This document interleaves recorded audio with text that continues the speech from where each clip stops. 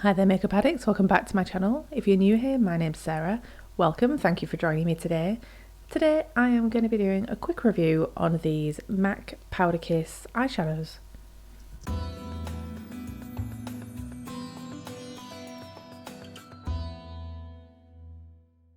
So I've been intrigued by these Powder Kiss eyeshadows ever since MAC released them at some point during the year.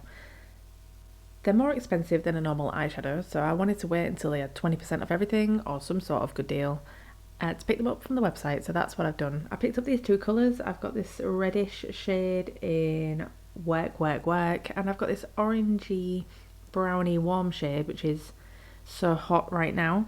You'll have seen me introduce you to these in one of my previous videos, my empties and new stuff videos, and in that I also did a swatch, but I'll do one for you now just to show that these actually look pretty nice. I would certainly say they're blendable. Probably just from a swatch they look like they're going to be really blendable because they travel so far just when you swatch them. However, they look pretty sheer, so let's have a quick play with them and see what they're like.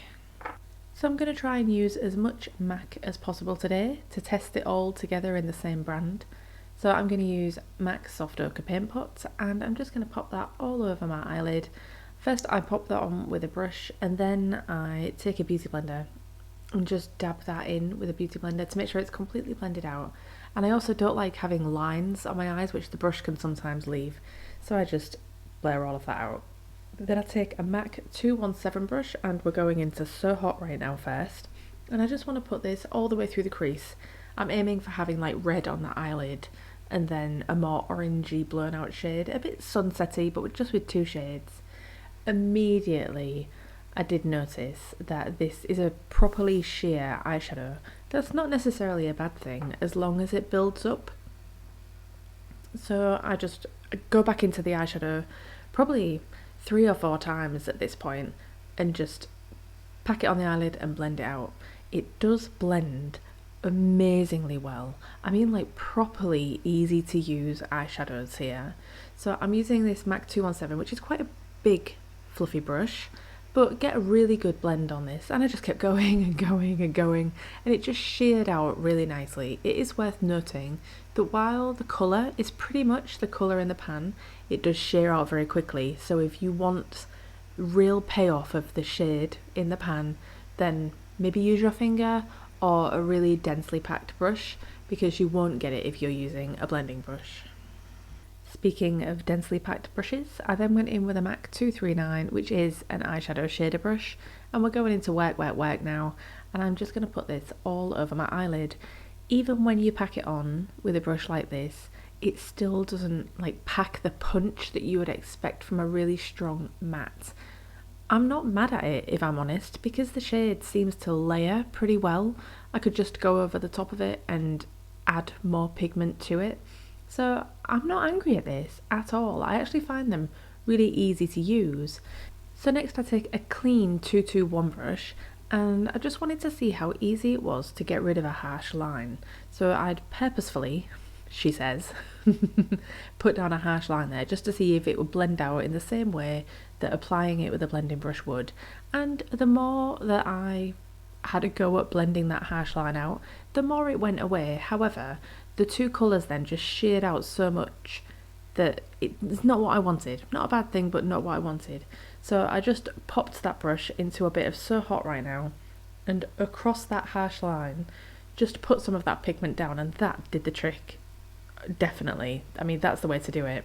And then I kind of got stuck in this add a bit of pigment, blend it out, add a bit of pigment, blend it out routine for the next few minutes, just to get this to the level of colour that I wanted, because you could have a really soft colour on your eyelid with this, but I do like to have, you know, obvious colour on my eyelid, so I kept going and adding more colour. And just to finish it off, I just took that 239 shader brush again with a little bit of Werk Werk Werk on it, and just dabbed this all over my eyelid again. I didn't create any harsh lines, just really softly dabbing it in, just to make sure that I really had that red shade on my eyelid. And you know what, I am pretty happy with these in terms of a 2 shade eye look as well. I think I did pretty well for my noviceness.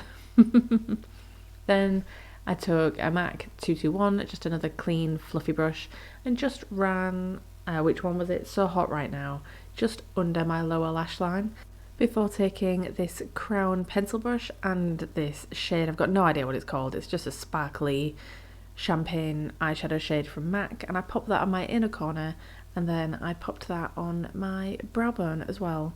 But I wasn't quite finished there either. I wanted to turn this into a real eyeshadow look. So keeping these two colours of the base, I took on my finger this really sparkly gold MAC shade and just patted this all over my eyelid. And is it just me? Or does anyone else got real Mulan vibes from this? Do you know that Colourpop palette that was all Mulan, very deep red tones, which I haven't got but I'd really like?